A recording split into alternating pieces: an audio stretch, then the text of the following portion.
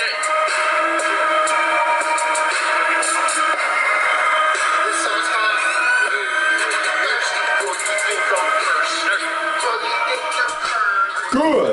evening, everyone. Welcome back once again to Vicious Rants. And of course, I'm your host, your YouTube messiah, and often imitated, never duplicated superstar Tim Vicious. And we are going to be talking about WWE Fastlane, as well as we'll go over the Fallout Raw. Now, the Fastlane show itself, it's the quote-unquote last stop before the last stop on the road to WrestleMania, you know, and for all intents and purposes, pay-per-view wise, yes it is. However, that does not mean that that is actually the last, that's the last pit stop. Personally, I think the Fallout Raw 2 Fastlane is more so the last pit stop, because everything else from here is just straight up, boom, story build. You know, now, overall score for Fastlane, I would give it a B+. And I'm not saying that in a mocking, like, Triple H saying you're just a B+ player kind of way, but, you know, I'm saying that because the effort was there. It's just, it didn't give everything that it could in my book. You know? Personally, the Fallout Raw was phenomenal. Probably one of the best Fallout Raws I've seen in a very long time. I'll go over those parts on why I thought it was good on there with it. First things first though, Fastlane, it was in Cleveland. That is about a good hour or so away from beautiful old Erie, Pennsylvania. However, I did not choose to attend, because if I'm going to Cleveland to go catch a wrestling show, you best believe I'm getting my money's worth, and I'm going to go and see AIW, Absolutely Intense Wrestling. Pre-show match was Alberto Del Rio versus Kalisto, U.S. title match, 2 out of 3 fall match. This was a beautiful match. This was probably the best out of the series of matches that these guys have done yet. And the best part on this wasn't even those two guys, and that wasn't even those two guys wrestling. It was the fact that they had Mario Ranalli doing the play-by-play for this.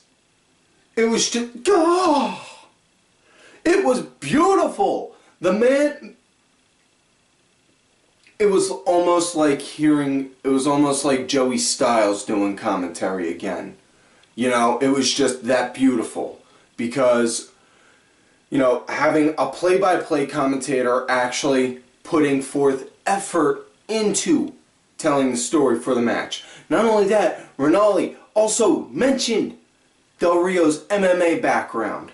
He mentioned wearing a doing the lucha wrestling background, wearing a lucha mask, being known as Dos Caras Jr. You know, just, he actually put an emphasis on building a story on the character while the character was performing, and it would, yes, this is what a commentator is supposed to do. Not sit there and go and poke fun at the one that's sitting all the way on the corner, acting like the idiot that you want to just slap upside the head. No, I'm talking about you, Saxon. So seriously, WWE, you need to toss Saxon out of the table, put Corey Graves there, and just let him do the matches. Moving forward though, now back off of that, forward with this, you know, when Del Rio came out, it was really cool to see him holding out, go over to a kid, grab that kid's U.S. title belt, hold it up saying, you know, yelling, I'm gonna win this, I'm gonna win this, you know, talking about that, you know, and it plays to what I was saying before, like, if you're a heel, you know, yeah, be a heel, but compliment fans in a way that still make you a heel, like saying, you may boo for, you like me. You are much better than the rest of these dimwits here. You know, something like that. Now, this was a match that should not have been done on the pre-show. You know, this was something that should not have been done on the pre-show. This was a very good match. You know, absolutely loved it from start to finish. Del Rio, he DQ'd himself for the first fall by just, you know, he got thrown into the timekeeper's corner. Kalisto got up on the barricade, was about to go and do a springboard on it. Del Rio just grabbed the chair, wham, and just slammed it into him like it was a freaking baseball bat. Took Kalisto down, and everyone's just looking like, what? Why would he do that? And then he just goes and starts beating the hell out of him. You know, throwing him up against the barricade, the steps, anything you could think of. And then they get back in the ring. He goes, yells, hit the bell, hit the bell. Goes and hits the bell, starts going and hitting him more, sets Kalisto up on the middle rope, and then wham, hits him with the backstabber, and then gets the 1, 2, 3. So now it's tied one. Excuse me. Now it's tied 1-1. So now this is down to where it's all or nothing. Now this one, it was more so one-sided with Del Rio. Kalisto, he got good comeback from at points, but it was more so Del Rio had control on it. Excuse me, I'm sorry about that. What the hell? Ugh. Anyways, Del Rio, yeah, he was having control on it as well, you know, but match wound up coming to an end when Kalisto, he got the winning fall. He got set up. Del Rio had him set up. Looked like he was going to go for that reverse superplex, and you know, and Kalisto had it set up to where he was getting ready to go and change that into an SDS. Wound up rolling around, landed on his feet, and then Del Rio went to go take a swing, got turned around, and then got hit with a roll-up. 1, 2, 3. And that's good. So Kalisto's still the champ. Really hope they do good with him with the title, you know. Yeah, and thing is with that, on why I'm saying that, aside from the fact that the guy is a hell of an athlete, awesome cat, you know, definitely a good talent, you know, WWE needs a top Hispanic wrestler, you know.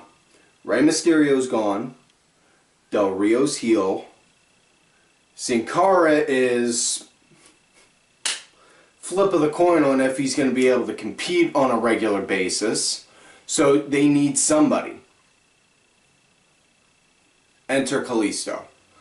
Next matchup. Now this is the official first match of the pay-per-view. No longer on the pre-show. Sasha Banks and Becky going up against Naomi and Tamina. Now first off, seeing Naomi coming out wearing her freaking ring gear looked like a giant blue bandana. No lie. It looked like this. Looked like one of the bandanas I always keep stuffed in my back pocket because you never know when you're going to need a snot rag. She looked like a giant blue bandana. So unless she's unless she's repping the Crips, you know, somebody seriously needs to address to her, seriously. You know, think about it on how you're going to go out there. You don't want to go out there looking like a smacked ass. You know, and the thing that I liked about with this was right off bat, they showed Sasha and Becky didn't really have good working chemistry with each other at first. And with like, you know, I don't like you, you don't like me, but we're still going to have to do this job anyway. You know? And it showed right at the beginning because, you know, Sasha was in first, and next thing you know, right when the bell rang, Becky tags herself in. You know? And they kind of did that. They played with that for like for a little bit, right as the beginning of the match started. And, yeah, the match eventually progressed and picked up. Yeah, but I was seriously looking forward to this. You know, and yeah, that and Sasha just literally getting cut off from the hot tag, because anytime you ever see the face go and get the hot tag, you know, you always expect to hear that big pop from the crowd. You know, Becky, she was put on the ass end of an ass kicking for a good bit, you know, and it looked like she was like yay close to getting that tag, to going tagging in Sasha, and just, she's about ready. Tamina, literally, as Becky's crawling, Tamina drops down from the apron, doesn't bother to go and get the tag from her partner, runs around, pulls Sasha down, and then goes back over and tags herself in. That is good quality heel work. You know, that's something that you need to try and put more of an emphasis on. Not saying you should see that on a regular basis, that move in particular, but something like that. Have your heels be heels. Have them cheat. Have them fight dirty. You know, have them do stuff that, you know, the baby faces that you would never see a baby face do. You know, like go and have them drive their opponent's face up against the ring rope. You know, like it's sandpaper or something. Things like that. You know. Anyways, match wound up coming to an end. Sasha, she wound up hitting a bank statement. And Becky, she wound up locking in the disarmer also. So they had dual submissions locked in. Bell rang. So yeah. That was that. Now next matchup, Intercontinental title match. Kevin Owens versus Dolph Ziggler. Owens title on the line in Ziggler's hometown. Now, brought this up before in the past when anytime they ever get to Cleveland, they always go and mention specifically at that point that Ziggler is from Cleveland, and any other time they're outside of it, they'll say from Hollywood, Florida. This time they didn't. They just straight out said from Hollywood, residing in Hollywood, Florida. So, you know, they didn't even bother to give him that cheap hometown pop. So, sucks for Dolph. You know, now, Owens, he came out, oh man, he got a better reaction from the crowd.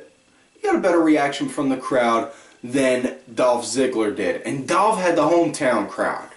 You know, and Owens even said, you know, through the match, your hometown likes me more than you. You know, while beating the snot out of him, which, oh man, that was just beautiful. You know, and the way Owens runs his mouth while working definitely is great. He is a top-notch heel, and you know, and he's probably one of the few heels on wrestling TV, wrong way of phrasing it, on wrestling that is on TV that is a legitimate heel. You know, him, Erick Young in TNA, there's probably one or two more. I can't think of them all off the top of my head, but the point being, they are, because, you know, not afraid to get heat. Not afraid to get heat from the crowd. You know, have them get mad. Have them get pissed. You know, if you can make the fan get so pissed that they want to go and throw that $9 cup of soda that they bought at you, you did your job. You know, that's what they got to do. You know, now, on with the match, Owens, he just pretty much, he grounded Ziggler, which is saying something because Dolph has got an amateur background, but he just kept him down and grounded for a good bit, you know. That probably one of the coolest counters ever seen to the powerbomb was Dolph. Yep. Owens had Dolph up for a powerbomb onto the ring apron, which is now pretty much made to look like a career-ending move, which case it was never like that in Ring of Honor. It was just like, holy shit, that's gotta hurt. But went to pick him up, had him up, and Dolph started to fight back, couple slugs, and then pulled himself down, did a Hurricanrana, and wound up, wham, Owens just slamming right into the steps. You know, yeah, this was a good match. This was a good quality match. You know, personally, I think this should have been the opener as opposed to the women's tag match, just because the opening match of the night is what sets the bar for the rest of the show. You have a killer 5-star first match, you know, everyone's expectations are set in stone and everything is good.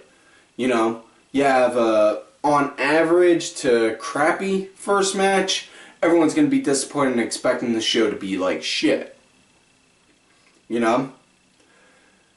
Anyways, match wound up coming to an end. Owens, he wound up hitting a pop-up powerbomb, you know, on Ziggler. Only downside I could really say on this match is Ziggler, he really does keep on, he's putting too much emphasis on them damn super kicks, you know, like as a, you know, it's, okay, we get it, you could do super kicks, but dude, you're, no problem with the move whatsoever, but don't go making it like you're trying to be like Shawn Michaels if you're gonna. Just do like Tamina or Owens do, you know, throw it out there as a regular, as just like a regular move. Not that hard. Next matchup, got the Wyatts, Luke Harper, Erick Rowan, Braun Strowman going up against Big Show, Ryback, and Kane.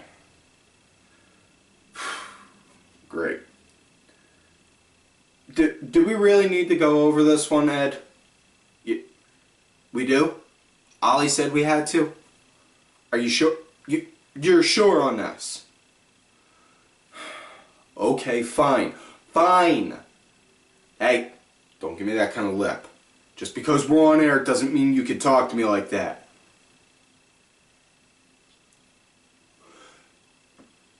Sometimes producers, sometimes producers have too big of an ego. Yep. Anyways, with this, Wyatts, they were really dominating, you know. They were really dominating, you know, with really relative kind of ease, really. You know, which, okay, the way they've been coming off lately as like these, as basically like the new gods, you know, coming to slay the old. Yeah, they're supposed to look strong. But wow, were they good. You know? Not only that, before they even started, they had friggin' Strowman went over, made Saxton stand up, pulled out Saxton's chair to give Bray one. Bray's just sitting there like, watching the whole time. You know? It's a like seeing the Wyatts coming off like this because honestly, these guys are the good new generation of the creepy wrestler. You know, that WWE needs, because as much as we would all love Undertaker to be immortal, unfortunately he's not, you know. But you get a character like this, he can be the next generations, you know. But as far as what the ending for the match goes, seriously disappointed with it because it was frickin' Ryback hitting the frickin' shell shock on Harper, getting the 1, 2, 3. They did a rematch the following night on Raw, and in a really confusing, you know, Kane's in the ring, Big Show's knocked out, Kane, he's starting to get the upper hand, looking like he's getting ready to finish it. He's got his hand cocked back, ready to go and hit a chokeslam, and Ryback just drops down from the ring apron and walks away. Like, the fuck? And then Kane just looks like, whoa, what? And then next thing you know, wham! He gets hit with his sister Abigail and then gets gets pinned, winds up losing. They do a backstage segment with Ryback asking him why he did that. He did it because he said he had nothing to prove. He already beat them last night.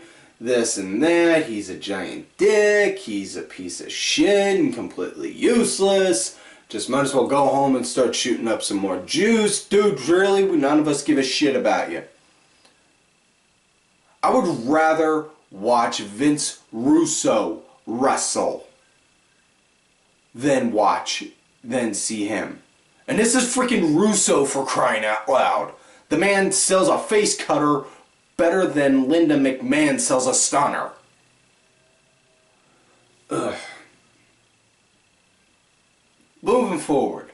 Next matchup, Brie versus Charlotte. And yeah, Brie came out and she was wearing Bryan's kick pads from Mania 30 because, okay, understand with the nostalgia factor and for the fans, but it didn't feel right to me with that. It felt more like trying to force feed that she's connected to Bryan kind of thing, Now, I didn't like that.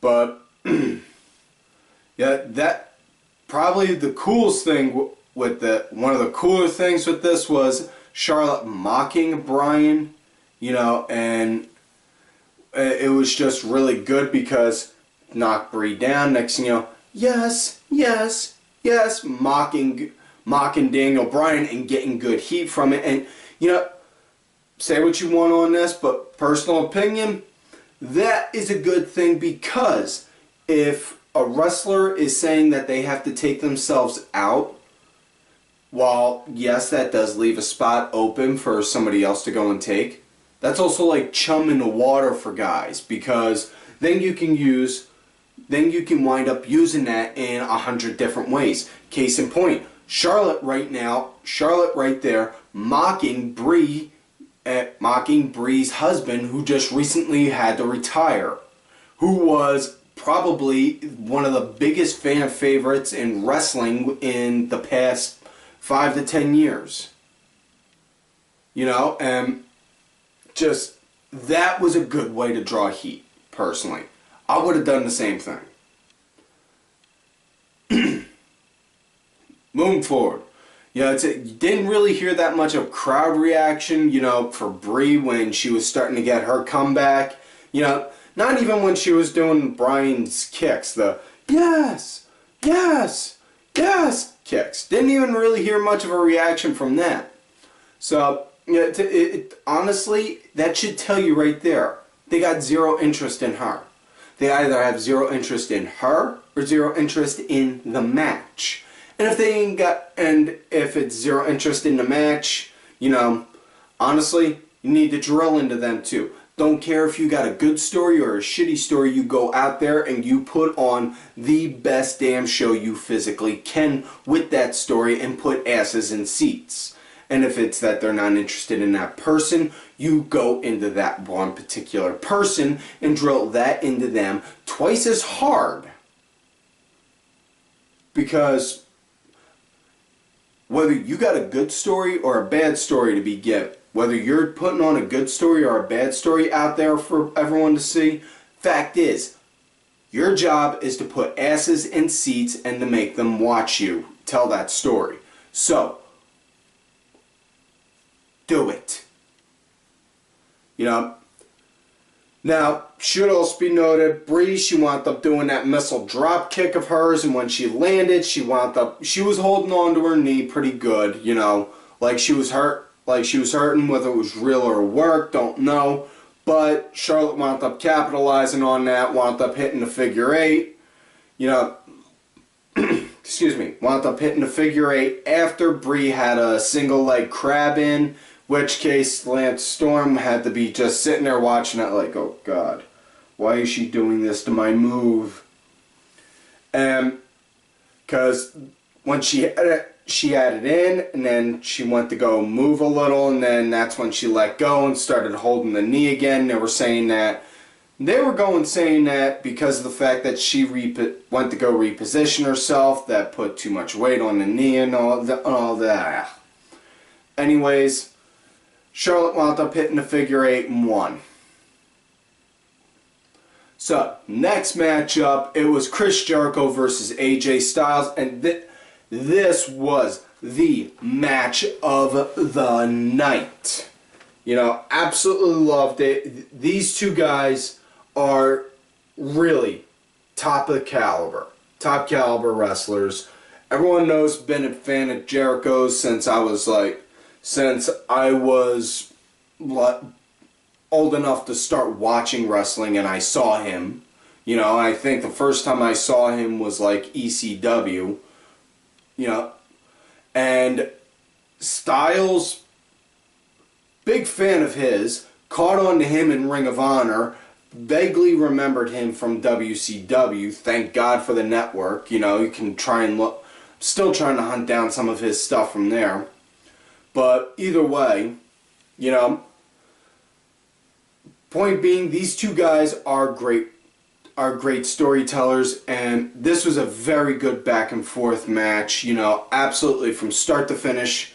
You know, not only that, probably one of the cooler moves saw was Styles, you know, that springboard jump from the top rope he does. He's standing right on there perfectly still. Jericho runs, jumps off the rope, drop kick style while he's on there, and then boom, falls down face first. So, you know, whoa, that took balance and serious timing from both guys to make sure they got that down. You know, aside from that, also, earlier in the match, Styles went to go do a crossbody to the outside while Jericho was there. Styles ran, jumped over the top, crossbody, and wham, hit him right in the gut while in mid-air coming down. Which, again, great timing. You know, and these are two guys that came from that generation of wrestling where they had to travel all around the world to perfect their craft. So, yeah. Now,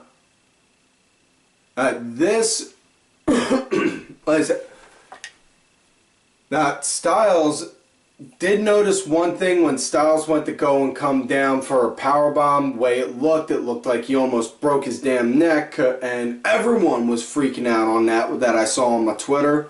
You know, it came down just boom, like that. Not all the way down like that, but just boom, where it was like, holy shit, don't tell me he did. No, okay, whew. And then just thank God, you know. But yeah, match wound up coming to an end. Styles, he wound up hitting the calf crusher. Finally I'm able to go and call it that instead of calf killer. But hit the calf crusher, got the win, and then after that, went over, code of honor adhered, shook hands, and then walked off. Big question remains now, where to with Styles from here. Hopefully, you know, we're going to wind up seeing something with Doc Gallows and Carl Anderson when they wind up jumping over into WWE. You know, maybe see them and Balor wind up making some WWE rendition of Bullet Club. You know? As for Jericho, yeah, the way Jericho is, the man can come and go as he pleases, really. And he can help. He works a lot like Terry Funk did, you know, where he'll get somebody and say, "Oh, you see that guy? I'll make him. Oh, let me work with that guy. I can make him. Oh, I so want to work with him. I'll make him. Come here, buddy." You know, Jericho, he could work like that, and God bless him. He is that kind of a person that is smart enough to know you need to build the next generation for the business. Otherwise, there is not going to be a business. Now, next matchup was Curtis Axel versus R-Truth? They had to follow that? Wait a second. Curtis Axel versus R-Truth. Oh my God, we got a main event match. We got a match from WWE Main Event. Right here on the pay-per-view. Wow! This was pretty much just a piss break match, really, folks. You know, Goldie came out and wound up foobarring R-Truth, getting the win, and yeah, that was it. So Axel got a win, and yeah, nothing really else to talk about with that match. Now, on to the main event of the night. Dean Ambrose versus Roman Reigns versus Brock Lesnar. The winner goes against Triple H at WrestleMania for the WWE World Heavyweight Championship. Now, before I go into that, want to get one thing perfectly clear. Everyone talking about, oh, and it's so predictable. This guy's going to win. It's going to be this guy. It's going to be this guy. Dude, really? If you watch wrestling enough, you can pretty much predict and see on how things are going to happen, hands down, with no problem. You know? How many times during the Attitude Era was it so easy to predict that Stone Cold, Triple H, Rock, or Mankind was going to win a match? I mean, for crying out loud, WrestleMania 14 with Stone Cold versus Shawn Michaels, it was so clearly obvious that Stone Cold was going to win. And that was long before anyone had any kind of huge public knowledge about Shawn's back injury. It was that easy to predict. And yet, not once did anyone complain about that. But I guarantee if it was looking so obvious Ambrose was going to win, everyone would just be like, oh, they're going to give this to Ambrose, yay! No. No. Moving forward with this... Now, back to the match. The fighting, it was really more so focused all on Brock, you know, which was really cool to kind of see, because it was that, you know, okay, we're going to work together to take him out, and then after that, well damn, now what? Well, we're going to have to fight each other now, shit. Kind of feel, you know? That all but died when Dean got a waist lock on Brock, went to go give him a suplex, like, and Brock's just in a, really? Breaks the hold, picks Dean up, gives him a bear hug, and overhead belly to bellies him. You know, it was like Brock, he would attack Roman, but it was looking like he was just systematically targeting Ambrose, just boom, wanting to go and beat the piss out of him. You know, they freaking powerbombed Brock through not just the German announce table, but not the Spanish table. The Spanish table survived this pay-per-view. He also got powerbombed through the regular announce table. So yes, that's right, folks. The Spanish announce team did survive this pay-per-view. Now, if they survive WrestleMania, then it will be a WrestleMania miracle. I seriously doubt it, though. But moving forward on how but yeah, Brock, after he got powerbombed through the first table, they just looked at each other like, well, shit. Now what? And then they went inside and they went to go do their thing. And just as it looked like Ambrose was about to get the win, Brock, just like from frickin' Golden Axe, rise from the grave, popped out right out of nowhere, just wham, stopped them. And then they started to go back and work on him again, and then they powerbombed him through the regular announce table. And not only did they powerbomb him through it, but they buried all of the table on top of him to do it. And, you know, they went through their mat. They were going at it pretty good and solid until Brock, he came back. And Brock, he wound up locking in the Kimura right on Reigns. Had it good and cinched in, good and tight. Reigns picked him up. Looked like he was about to go and powerbomb while having it locked in. And then next thing you know, Ambrose, chair, wham, right to Brock. Wham, wham. And then cracked one on Roman right after Brock let go. You know, and match wound up coming to an end with Roman spearing Dean, you know, and getting the 1, 2, 3. So, big issues had with this was Ambrose no sell. Not Ambrose, I should say, I'm sorry. Reigns no selling. I mean, come on, getting your ass kicked like that, you know, you gotta go and make it look good, son.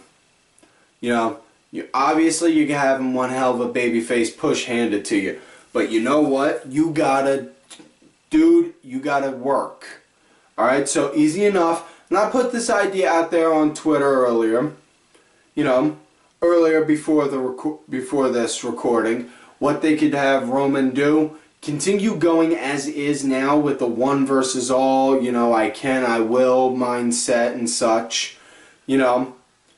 And keep having the odds, keep having it look like he's got a mountain that's bigger and bigger and bigger than expected to go across, the hurdle over. Then, while doing that, cut down on live show appearances. You know, don't have, you know, try not to have too many TV matches, but continue promos and backstage segments. Have him go and train and work and bust his ass, you know, whether it's working in the ring or cutting more promos, but have him bust his ass and work, you know, so that way you can have him, you know, gear him up, and then once to go into the ring with Tripp, get into the ring with Tripp at Mania, put on a hell of a show that night, win, and then have Ambrose come down, hug and congratulate him, just like Eddie and Benoit did, and then just right out of nowhere, wham! Just have Roman attack Dean, and then just continue to beat him senseless until the live feed ends. And then the next night on Raw, have him go and explain why he did it, saying like that Dean never really believed in him. If he did, he would have never gone to go and try and stop him like that when they were at Fastlane, or he would have wound up doing something to help make sure that the match was fair for him, you know, or something like that. And then just have him go full on mega heel, you know, and I mean like when his NXT days, being that cocky, arrogant kind, you know, like that, you know, be like, in the future is Roman Reigns, right in it, you know, like that. Makes sense. Now, in regards to the follow-up to this, two big things. One, Brock beat the shit out of Dean Ambrose before Raw started, which was a video they put up out there on their Facebook gimmick, which WWE put out there on their Facebook gimmick, which led to a segment on Raw where Ambrose, he hijacked an ambulance, came back with a neck collar, with a brace still on his neck, literally hobbling and crawling down to the ring to try and fight Brock. And Brock just put his foot on top of Dean's head, hopped over, and walked away. And Ambrose had a mic, said, I want a match with you one-on-one at Mania, and I want a street fight. Brock came back down, gave him an F5 on the mat, and then my savior, Paulie, said to him, my client accepts. So, you're... Okay. Given the amount of beatings and damage that Dean Ambrose took in Combat Zone, you know, I'm fairly certain that, you know, he really can survive a street fight with Brock Lesnar. Now the second follow-up was, you know, was that talking fast and I'm thinking,